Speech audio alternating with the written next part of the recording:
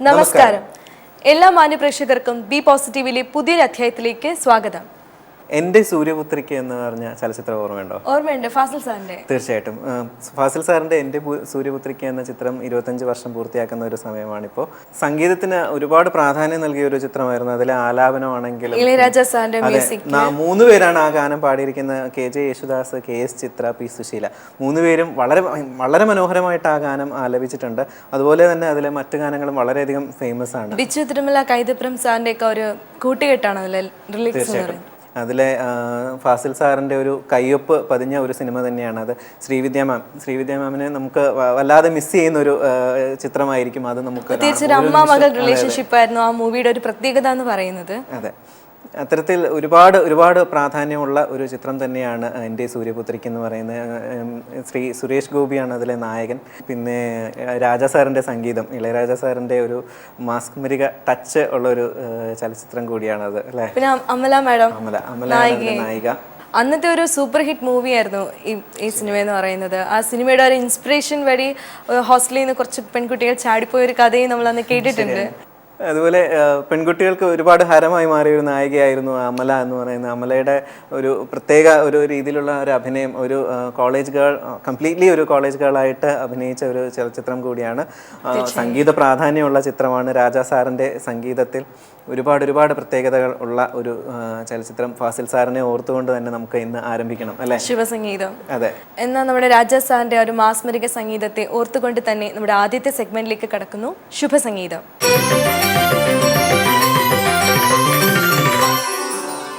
രാധയെ കാണാത്ത മുകിൽ വർണ്ണനോ നീ, സീതയെ വേർപെട്ട ശ്രീരാമനോ, രാധയെ കാണാത്ത മുകിൽ വർണ്ണനോ നീ, സീതയെ വേർപെട്ട ശ്രീരാമനോ, ഗന്ധർവഗായക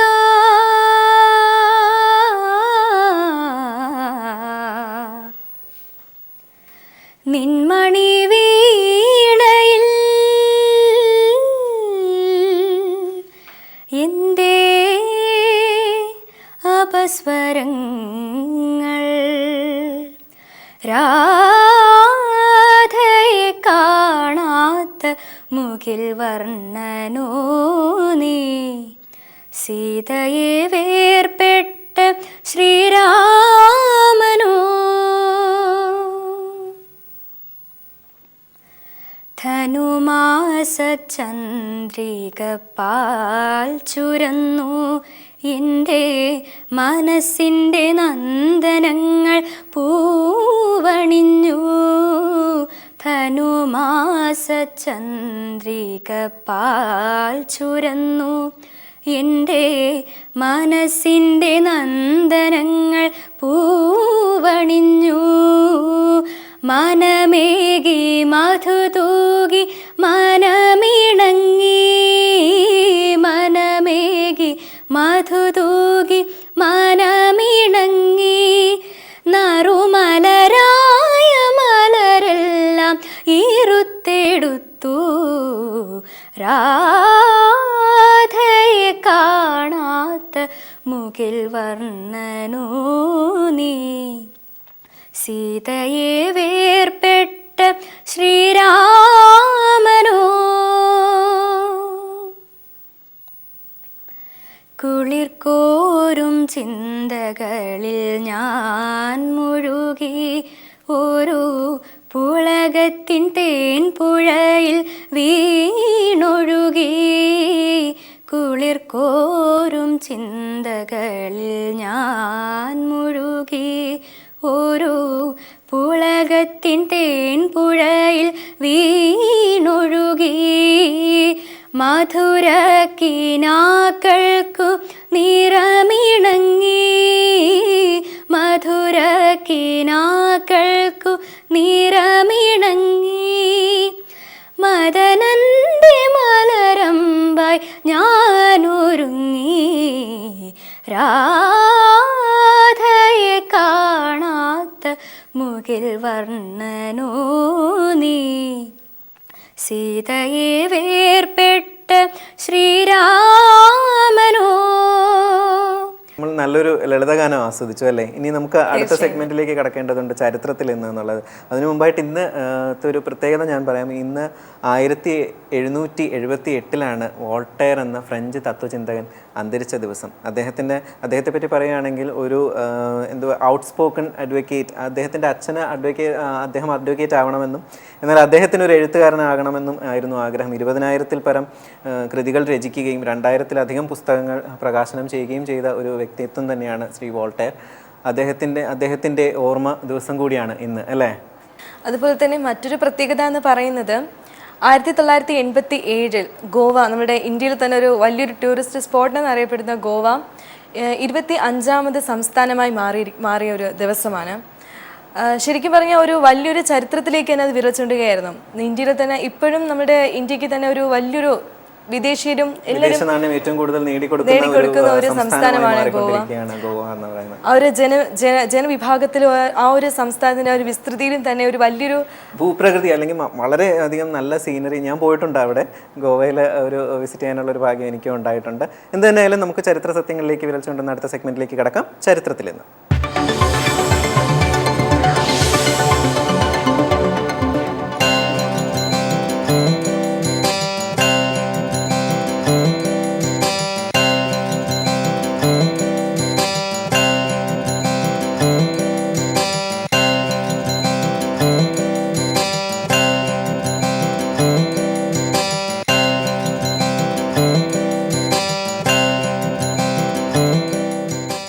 പരിഹസിച്ച് ശുദ്ധീകരിക്കുക എന്ന ഒരു കേട്ടിട്ടുണ്ടോ അങ്ങനെ? അതൊരു ബൊളീവിയൻ കമ്മ്യൂണിസ്റ്റ് തന്ത്രമാണ് പരിഹസിച്ച് ശുദ്ധീകരിക്കുക എന്ന് പറയുന്നത്. അത്തരത്തിൽ നമ്മുടെ ഇവിടെ ഒരു പുതിയൊരു മാറ്റം കൊണ്ടുവന്ന ഒരു വ്യക്തിയാണ് ജയരാജ് വാര്യർ എന്ന് പറയുന്നത്. വൺ മാൻ ഷോ എന്ന ഒരു കലാരൂപത്തിലൂടെ അദ്ദേഹം ഒട്ടേറെ കലാകാരന്മാരെ അല്ലെങ്കിൽ രാഷ്ട്രീയക്കാരെ അല്ലെങ്കിൽ ഒത്തിരി ആൾക്കാരെ അനുകരിച്ചുകൊണ്ടാണ് അദ്ദേഹം വൺ മാൻ ഷോ അവതരിപ്പിച്ചിരുന്നത്. എന്നാൽ അതിൽ നിന്നും വ്യത്യസ്തമായി മറ്റൊരു മാറ്റത്തിന് തുടക്കം കുറിച്ച ഒരു വ്യക്തിയാണ് സജീഷ് കുട്ടനല്ലൂർ. അദ്ദേഹം നമ്മുടെ കേരളത്തിൻ്റെ തനത് കലയായ ചാക്യാർ കൂത്ത് അതിലൊരു ചാക്യാരായി മാറിക്കൊണ്ട് സമൂഹത്തിൽ നിൽക്കുന്ന അനീതികളെയും അക്രമങ്ങളെയും ഒരു പരിധിവരെ തടയാൻ അത് ഒരു ഹാസ്യത്തിലൂടെ അവതരിപ്പിച്ചുകൊണ്ട് ശുദ്ധീകരിക്കാൻ ശ്രമിക്കുകയാണ് ശ്രീ സജീഷ് കുട്ടനല്ലൂർ എന്ന കലാകാരൻ. അദ്ദേഹത്തോട് സംസാരിക്കുകയാണെങ്കിൽ നമുക്ക് മനസ്സിലാകും ഒരുപാട് കാര്യങ്ങൾ അദ്ദേഹം ചിന്തിക്കുന്നുണ്ട്. അപ്പോൾ അദ്ദേഹത്തിൻ്റെ ഹാസ്യത്തിലൂടെ നമുക്ക് മുന്നിൽ അവതരിപ്പിക്കപ്പെടുന്നത് നമ്മൾ എപ്പോഴും ചിരിക്കുകയും ചിന്തിക്കുകയും ചെയ്യേണ്ട കാര്യങ്ങളാണ്.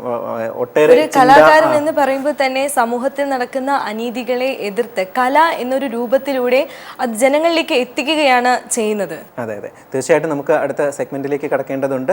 ഹാസ്യ കേരളം.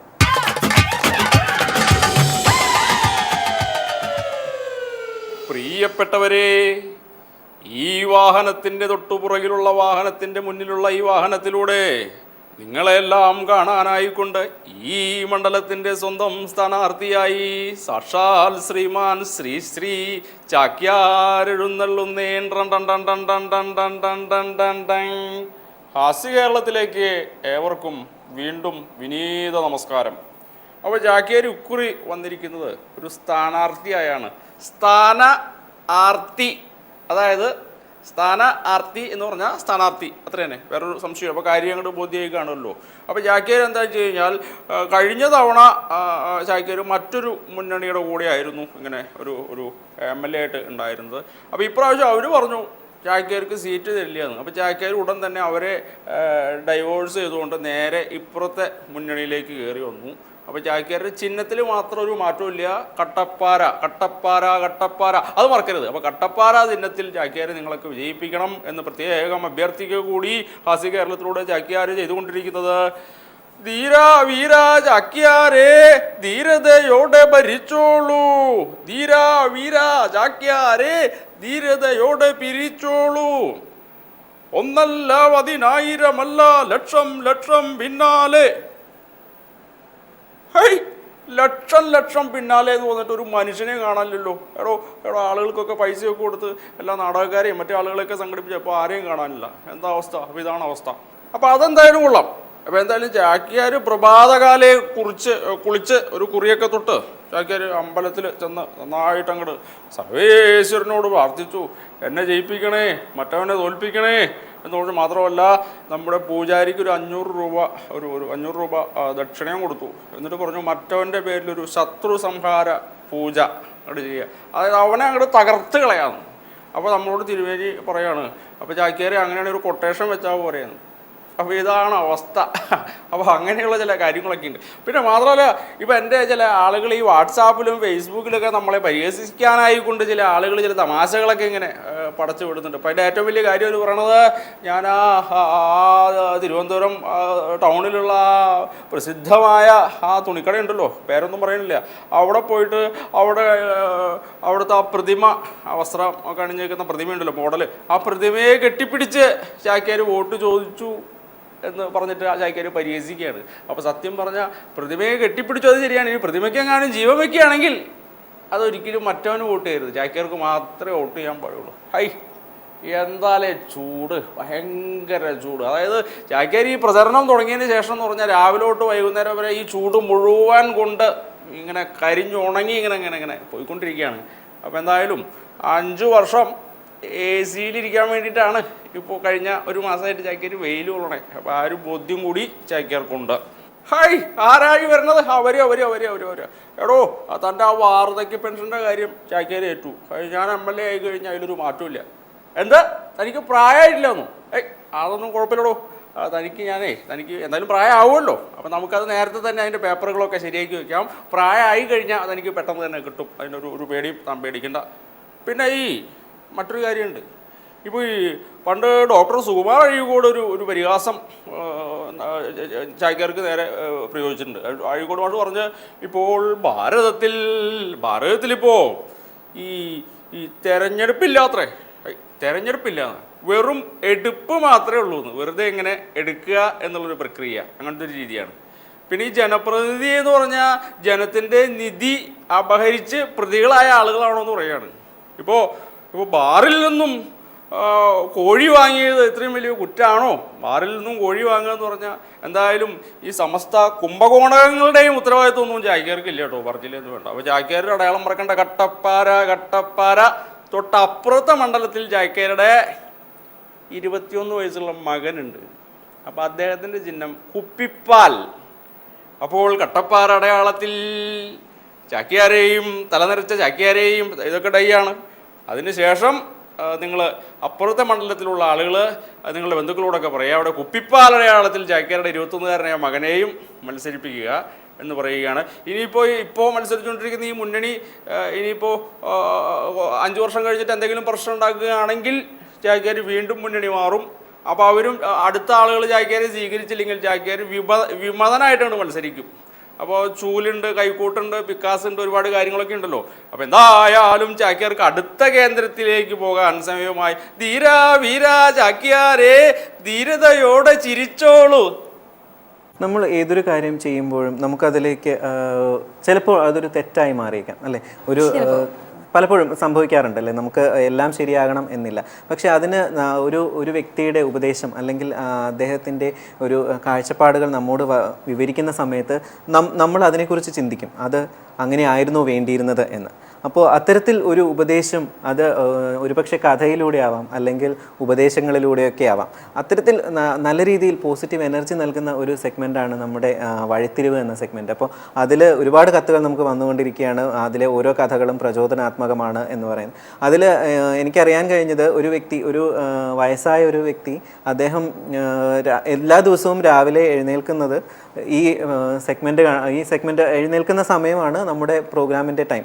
അപ്പോൾ ആ സമയം അദ്ദേഹം ഈ പ്രോഗ്രാം കാണുകയും വളരെയധികം അദ്ദേഹത്തിന് പ്രചോദനം നൽകുകയും ചെയ്യുന്നു എന്നാണ് അദ്ദേഹം എന്നോട് പറഞ്ഞത്. നമുക്ക് കാണാം അടുത്ത സെഗ്മെന്റ്, വഴിത്തിരിവ്. പ്രവീൺ പരമേശ്വർ അവതരിപ്പിക്കുന്നു.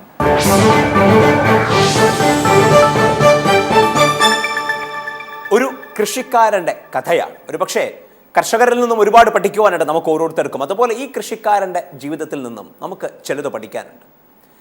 ഇദ്ദേഹത്തിൻ്റെ വീട്ടിലേക്ക് വേണ്ട വെള്ളം തൊട്ടടുത്തുള്ള കിണറിൽ നിന്നോ ഒന്നും എടുക്കാൻ വേണ്ടിയിട്ടുള്ള സാഹചര്യമില്ല.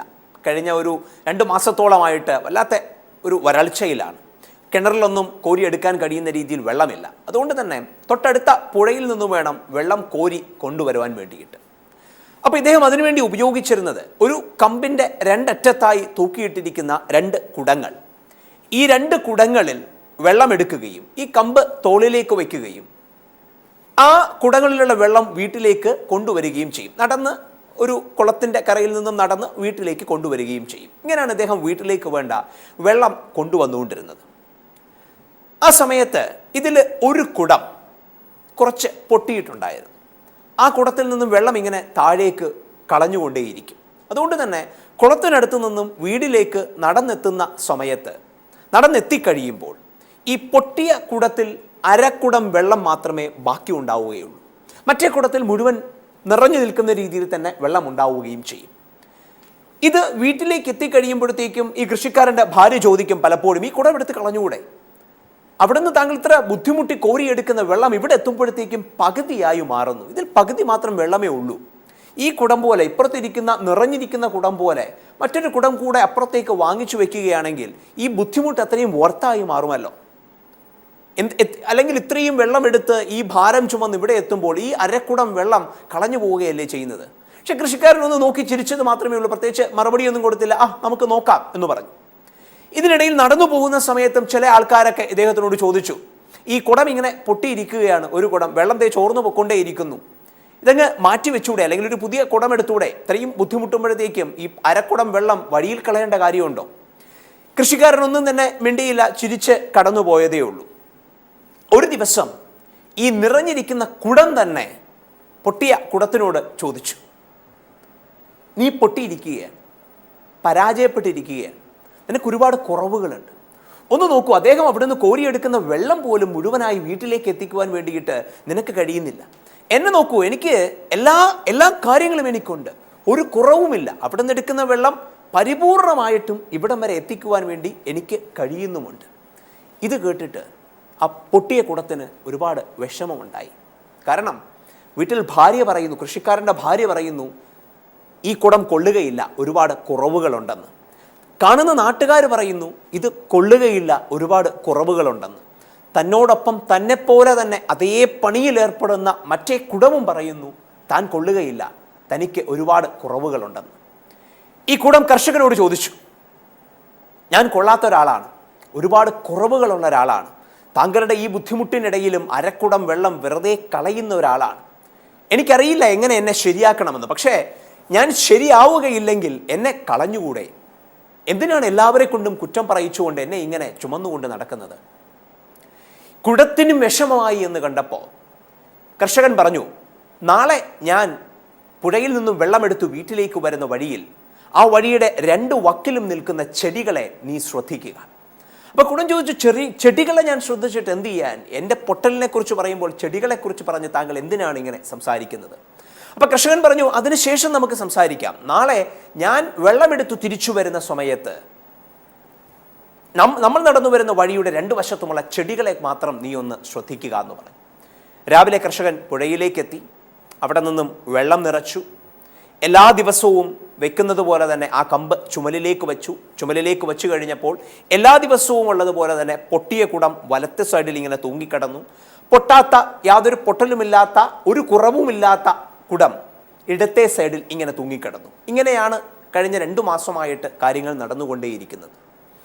ഈ നടപ്പിനിടയിൽ, വീട്ടിലേക്കുള്ള യാത്രക്കിടയിൽ 2 കുടങ്ങളും തങ്ങൾക്ക് ചുറ്റുമുള്ള ചെടികളെ ശ്രദ്ധിച്ചു.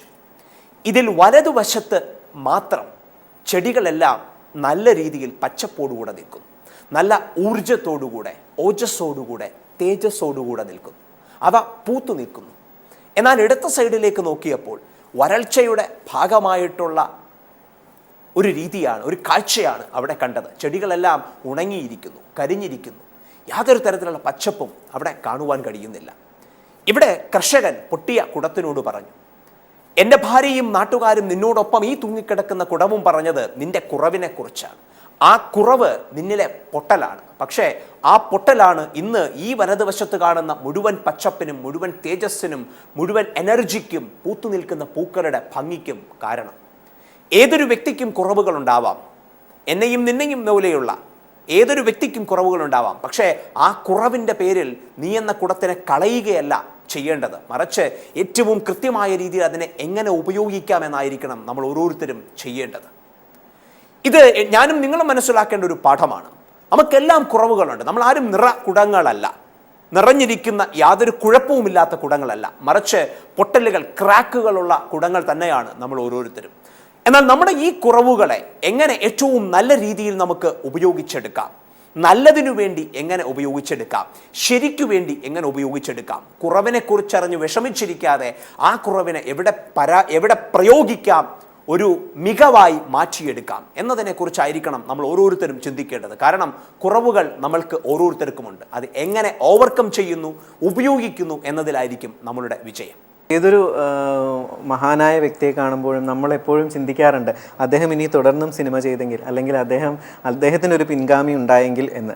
അത്തരത്തിൽ നമ്മളിന്ന് ഫാസിൽ സാറിനെ കുറിച്ചാണ് പറഞ്ഞുകൊണ്ടിരുന്നത്. എന്തായാലും അദ്ദേഹത്തിൻ്റെ പിൻഗാമിയായി സംവിധാന രംഗത്ത് അല്ലെങ്കിൽ പോലും അഭിനയ രംഗത്തേക്ക് വളരെ വലിയൊരു മുന്നേറ്റം നടത്തിയ ഒരു വ്യക്തിയാണ് ഫഹദ് ഫാസിൽ, അദ്ദേഹത്തിൻ്റെ മകൻ, അദ്ദേഹത്തിൻ്റെ അനിയൻ ഉണ്ട് ഫർഹാൻ. അപ്പോൾ അവരൊക്കെ ഇപ്പോൾ സിനിമയിൽ സജീവമായി മാറിക്കൊണ്ടിരിക്കുകയാണ്. അത്തരത്തിൽ ഒരുപാട് പ്രചോദനാത്മകമായ ഒരു ദിവസം തന്നെയാണ് ഇന്നത്തേത്, അല്ലേ? പ്രേക്ഷകർക്ക് ഇന്നത്തെ എല്ലാ സെഗ്മെൻറ്റുകളും ഇഷ്ടമായി എന്ന് വിശ്വസിച്ചുകൊണ്ട് ഞങ്ങളുടെ ഇന്നത്തെ എപ്പിസോഡിൻ്റെ സമാപന ഘട്ടത്തിലേക്ക് കടക്കുകയാണ്. പ്രേക്ഷകരുടെ വിലയേറിയ നിർദ്ദേശങ്ങളും അഭിപ്രായങ്ങളും ഞങ്ങളെ എഴുതി അറിയിക്കേണ്ട വിലാസം: B positive, Panorama Media, Chettikulangara, Thiruvananthapuram 1, phone 0471246660, email panorama.tvmedia@gmail.com. B പോസിറ്റീവിൻ്റെ ഇന്നത്തെ അധ്യായം ഇവിടെ പൂർണ്ണമാവുകയാണ്. നാളെ കാണാം എന്ന ശുഭപ്രതീക്ഷയോടു കൂടി നന്ദി, നമസ്കാരം.